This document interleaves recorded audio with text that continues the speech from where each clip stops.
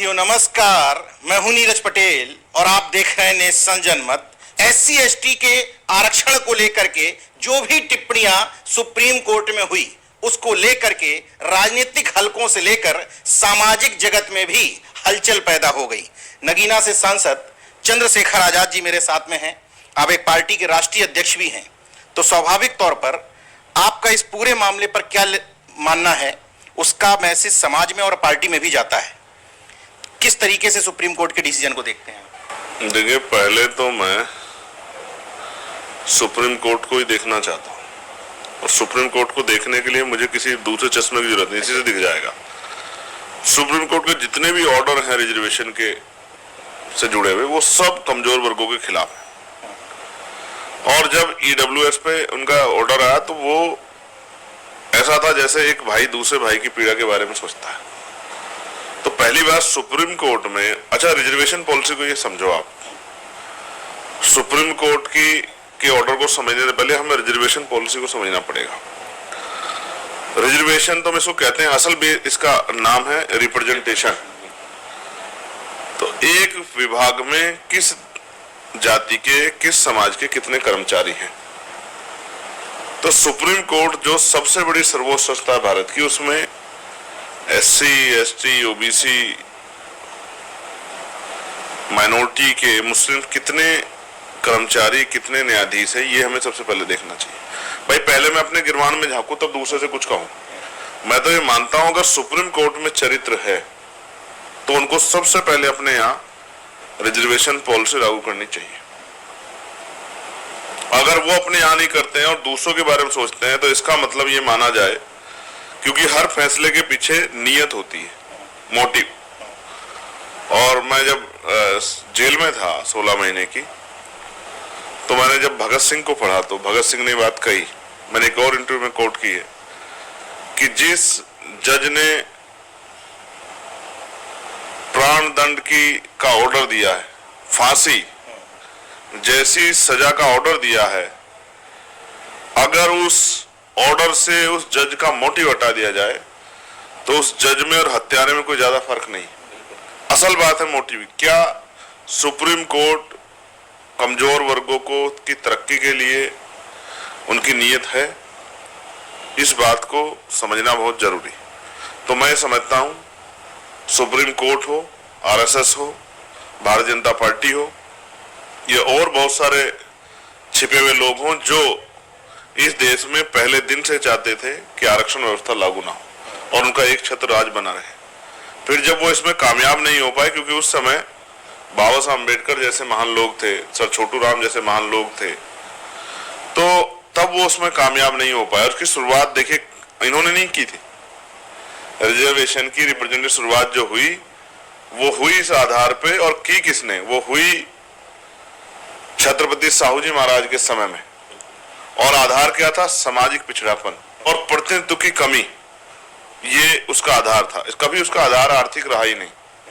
लेकिन पिछले कुछ समय में हमने देखा कि वो जो छिपा हुई मंशा थी RSS के लोगों की, भाजपा के लोगों की, सुप्रीम कोर्ट की, कि इस आरक्षण को खत्म किया जाए, जातिगत आरक्षण को, और इसका आधार आर्थिक किया जाए, ये उसमें मील का पत्थर है जो ऑर्डर आया। ये सही मायने में जातिगत आरक्षण को खत्म करने के लिए सबसे ठोस कदम है जो सुप्रीम कोर्ट ने उठाया। और लंबे समय से इसका इंतजार इस देश में छिपे हुए लोग, वो लोग जो मन से हमें भाई कहते हैं, लेकिन जिनके मन में इस बात की पीड़ा है कि SC ST OBC के लोग कुर्सियों पे क्यों बैठने लगे, अपने मंचों में कहते थे। आप सब नोटिस करो कि भाजपा एक नारा देती थी 400 पार का। आखिर वो 400 पार करके करना क्या चाहते थे? सवाल ये। भाई सत्ता में तो आप आज भी हो, सत्ता में आप 2 बार बदले, लेकिन 400 पार करना क्या मतलब? तो जो काम आप सीधे सीधे नहीं करा पाए, अब उस काम को आपने सुप्रीम कोर्ट के जरिए कराया। तो ये मुझे इसके पीछे सरकार का मोटिव, क्योंकि सरकार ही गई है और फिर वहां बड़े बड़े वकील, नामी वकील खड़े हुए हैं। समाजवादी पार्टी के राज्यसभा मेंबर कपिल सिब्बल साहब, मुझे नाम लेने में कोई, हमेशा आरक्षण विरोधी रहे हैं, और उनको राज्यसभा किसने भेजा? समाजवादी पार्टी के लोगों ने। और समाजवादी पार्टी के लोगों ने उनका समर्थन भी किया, बाहर निकल कर उनके नेता ने समर्थन किया कि हम तो चाहते थे 60 साल समाजवादी के लोग। तो ठीक है, अब मैं अब तक तो हमें जो है ये समझ रहा था कि भाई हमारे ये पिछड़े वर्ग के लोग जो हैं, समझदार लोग, इनको भी हमारा दर्द समझ में आता, लेकिन उस बात के बाद लगा इनको भी समझ नहीं आता हमारा दर्द। तो मैं समझता हूँ उधर सलमान खुर्शीद साहब खड़े थे, वो कांग्रेस पार्टी से आते हैं, तो हमें जातिगत आरक्षण हमारा खत्म करने में सिर्फ भाजपा के लोग शामिल नहीं, कई और लोग भी शामिल हैं जिनके बारे में भी समाज को चिंतन करना चाहिए।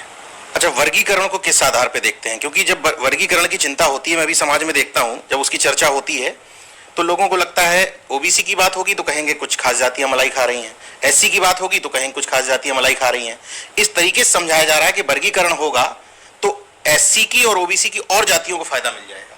देखिए, वर्गीकरण पे फिर मैं ये कहूंगा, मोटिव, नीयत को समझना पड़ेगा। और नीयत कभी आरक्षण देने की थी नहीं, नीयत तो थी कि इस आरक्षण को आर्थिक आधार पर करके, और इसका एक फॉर्मूला है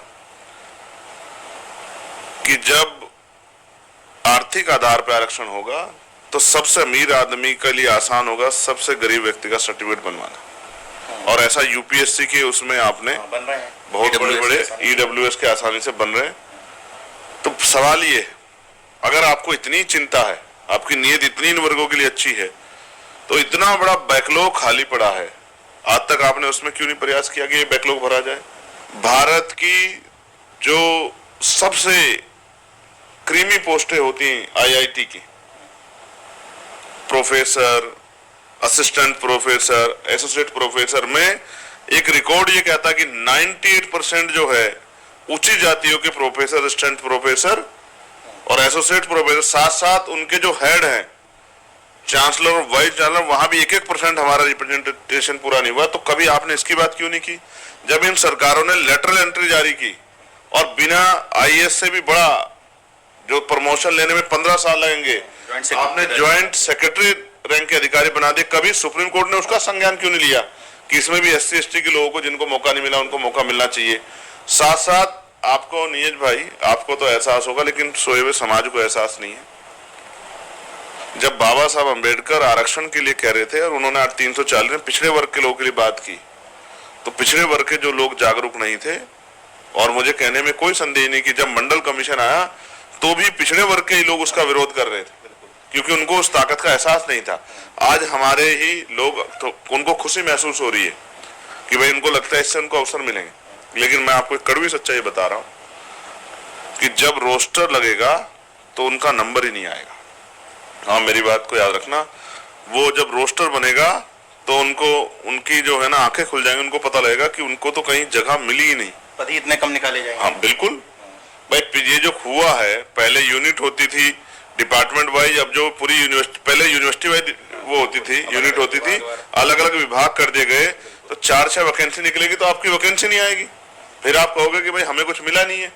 तो अभी मैं कह रहा हूँ ना, दूर के ढोल सुहावने लगते हैं, जो इसकी गंभीरता में उतरेंगे उनको एहसास होगा।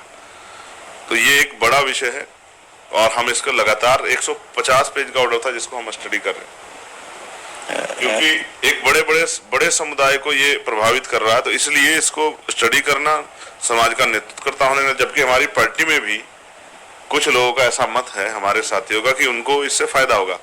तो क्योंकि पार्टी में डेमोक्रेसी है, व्यक्ति की आजादी, मैंने उनसे कहा कि वो अपनी बात को रख सकते हैं, लेकिन अगर चर्चा करेंगे तो शायद उनको भी एहसास हो जाएगा कि इससे एट द लास्ट समाज का बहुत बड़ा नुकसान होगा, और जातिगत आरक्षण खत्म कराने के लिए सबसे बड़ा हथियार हम उनके हाथ में सौंप रहे हैं, इसका समर्थन करें। आप क्लास 1 को छोड़ दीजिए, सबसे निचले पायदान पे सफाई कर्मचारी का काम है, गटर में लोग उतरते हैं। क्या आपने सुप्रीम कोर्ट से कभी सुना? पिछले 5 सालों में 377 से ज्यादा जान चली गई है गटर में उतरने वाले लोगों की। कभी सुना कि उन परिवारों के बारे में सुप्रीम कोर्ट ने कहा कि इनको मुआवजा दो?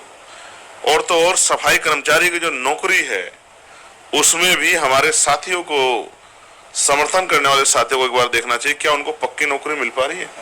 संविदा, ठेकेदारी, आउटसोर्सिंग, 5,000, 7,000, 11,000, जो इस पेशे में भी, इस जॉब में भी पक्की नौकरी नहीं दे रहे हैं, उसमें भी ये सोच रहे हैं कि हम किसी तरह से बहुत कम पैसे पे, कच्ची नौकरी पे, ठेकेदारी पे, आउटसोर्सिंग पे, संविदा पे उनका मैला उठाते रहे।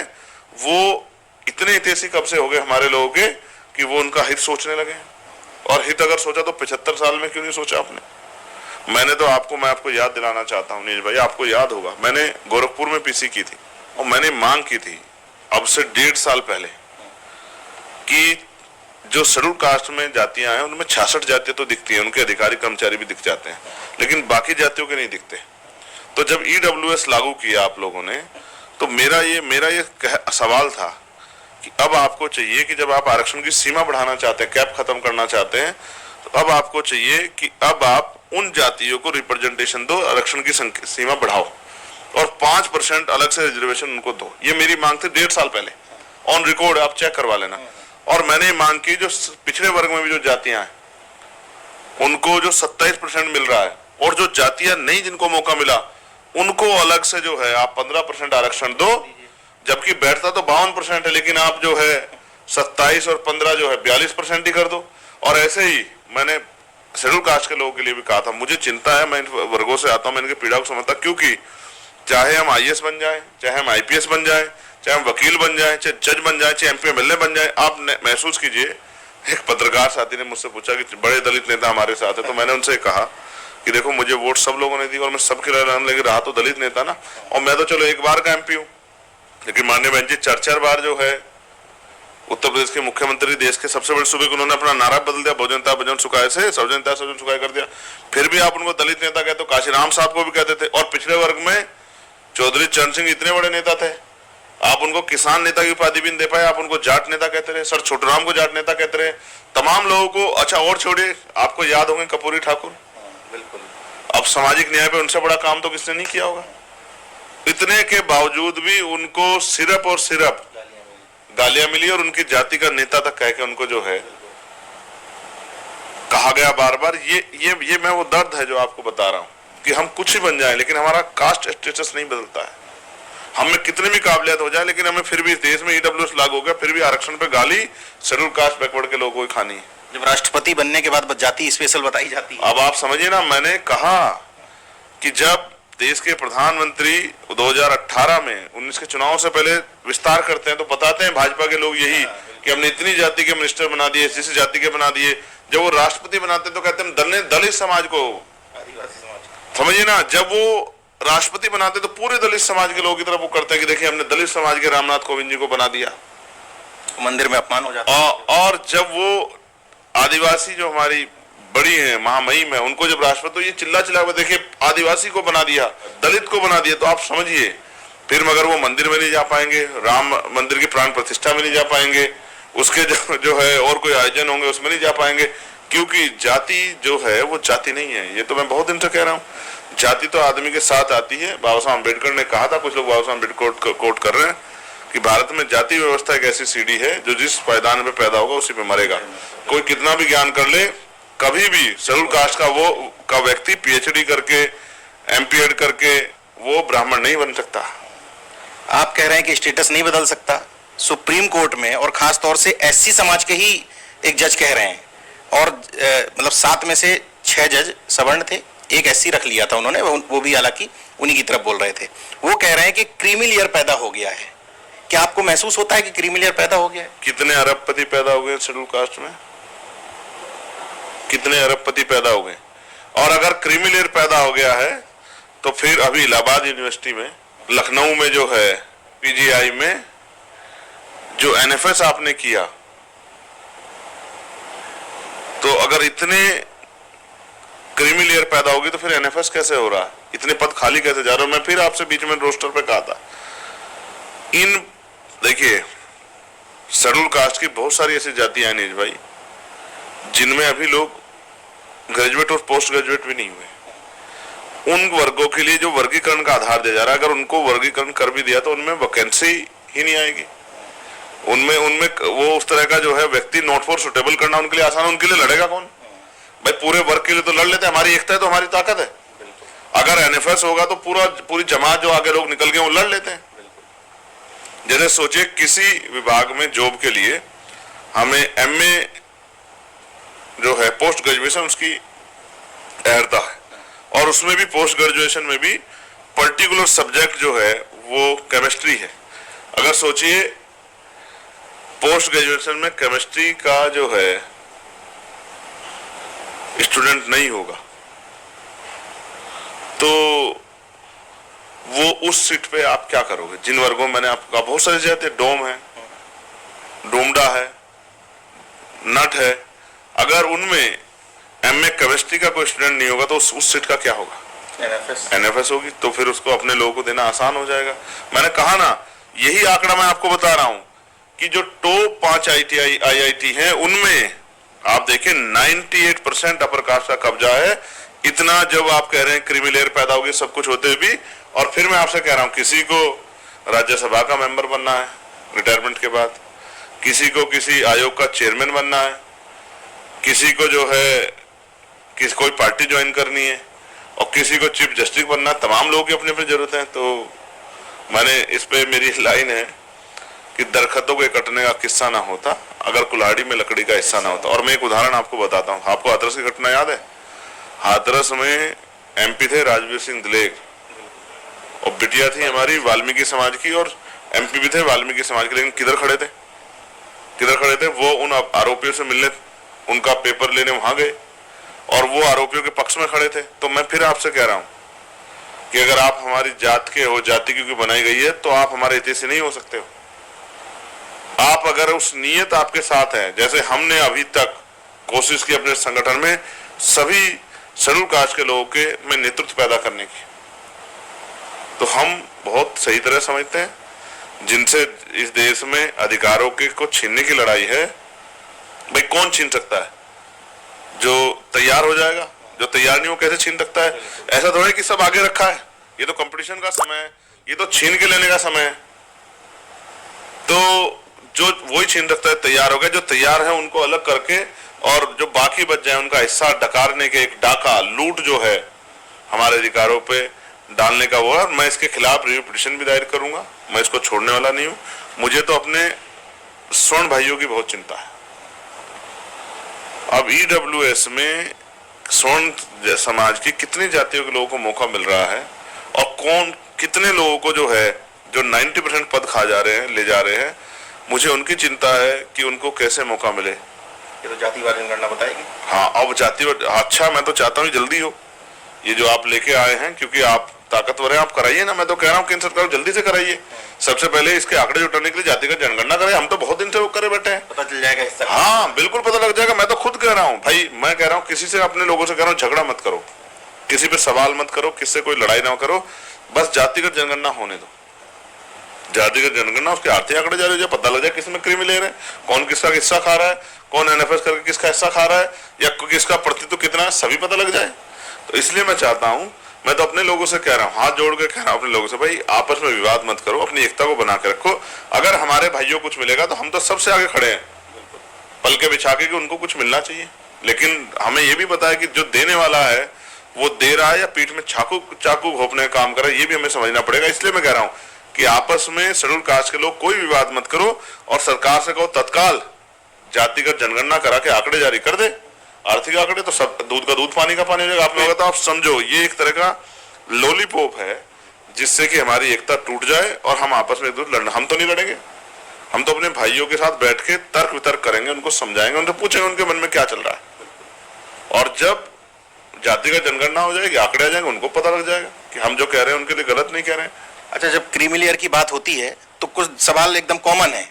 आईएएस आईपीएस हो गए, कोई 2-2 3-3 हो गए, उनकी पीढ़ियों को तीसरी पीढ़ी को क्यों मिले? कोई मुख्यमंत्री हो गया, कोई मंत्री हो गया, उनकी पीढ़ी क्यों मिले? इसका क्या जवाब है?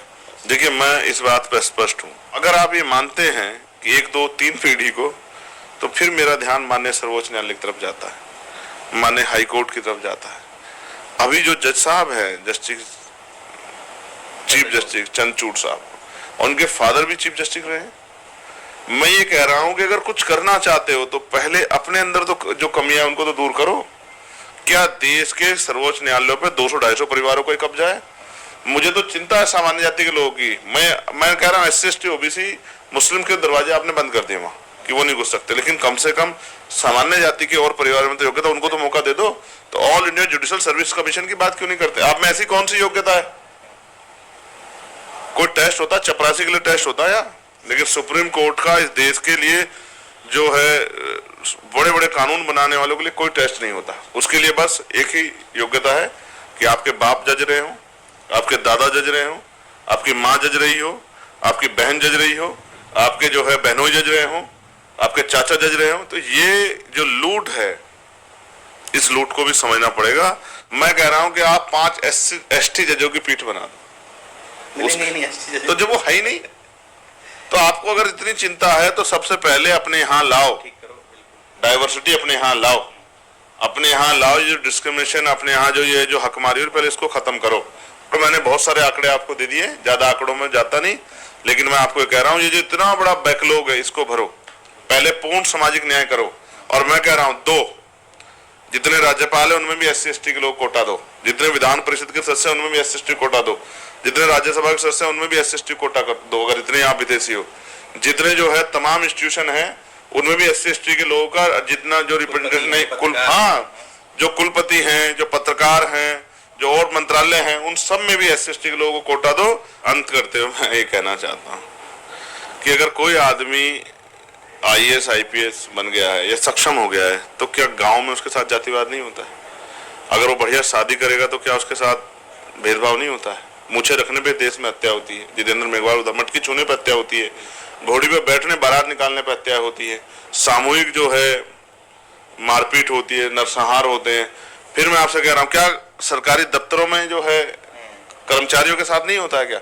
या पढ़ी लिखी सोसाइटी में जो कास्ट डिस्क्रिमिनेशन होता है, IIT में, IIM में इतने बच्चे सुसाइड कर रहे हैं, प्रमोशन से रोक देते हैं। अगर और देखो चिंता है आपको, आप छेड़ दिए लाइन। सुप्रीम कोर्ट का ये ऑर्डर था कि रिजर्वेशन इन प्रमोशन मिलना चाहिए, तो आपने उसकी कितनी मॉनिटरिंग करी, कितनी जगह पे दिलाया, कितनी सरकारों को आपने दबाव बनाया? तो असल है आपकी नीयत कि आप आरक्षण खत्म, जातिगत आरक्षण खत्म करके आर्थिक आधार पर आरक्षण लागू करना चाहते हैं, और फिर आपका सबसे अमीर आदमी सबसे गरीब सर्टिफिकेट बनवा के फिर जो है वो कुर्सी बैठेगा और हमारे लोग सेवा करेंगे, और ऐसा ही आप चाहते हो। मैं आपसे फिर कह रहा हूं कि इस बार तारे दिखा देंगे, सबको याद रहेगा। अभी हमने कोई घोषणा नहीं की है कि हम किस तारीख में करेंगे, ये जल्दबाजी का समय नहीं है।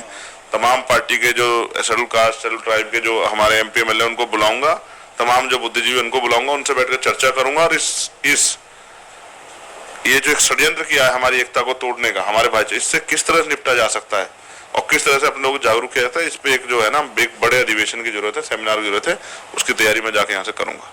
बस एक लास्ट लाइन बोल दीजिए कि SC/ST के साथ मैं तो ये भी डिमांड करूंगा कि OBC का क्रीमी लेयर भी समाप्त किया जाए, वहाँ भी लड़ाई को कमजोर करने के प्रयास था। देखिए, मैं सरकार से ये मांग करता हूँ कि सरकार इस पर अध्यादेश लाए, और साथ साथ